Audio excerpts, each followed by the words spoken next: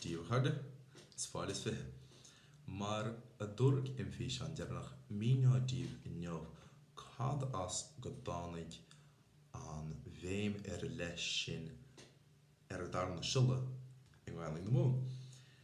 Géadal síos cad is béim ann bhfuil go dtíreach sí sula focail í a bhfuil an irde ige aber sí an difid í idir garage agus garage I Mirla.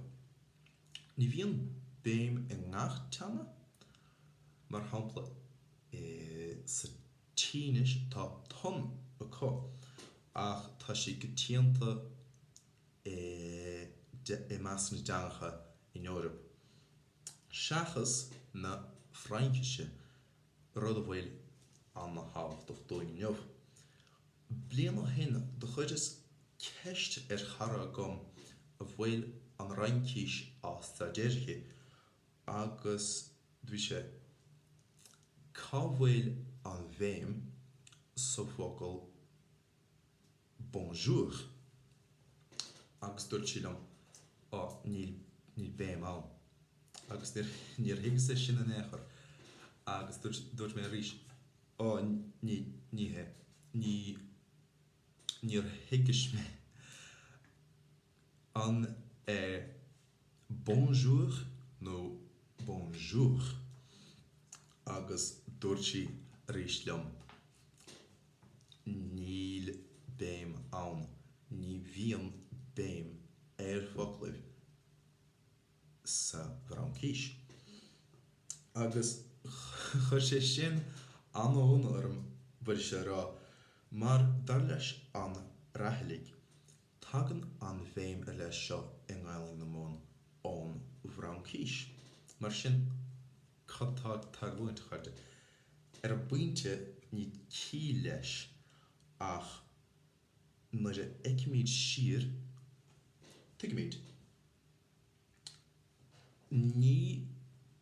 níor tháinig an tionchar ón Frainceise Ghaelainn. Tháinig sé ó Fraincis na Normánach agus an son tá cíl bhaint leis mar cén sais béime a bhí agus na Normanachíh. Bhí sé I gánaí acu an darna sula agus na sin tá brí leis tá cí leis. Se agus bhí sé mar thuairim ag an rathalaigh go raibh an bhéim mar sin an I Mún chomh maith le láinn agus chomh maith le túscairt chun de bhleá lia. Ach ní raibh fínse ige agus na reicimid don piat dúirt siise ag fiscint na logáinúnachíh ní dócha go raibh sé I láinn réanas.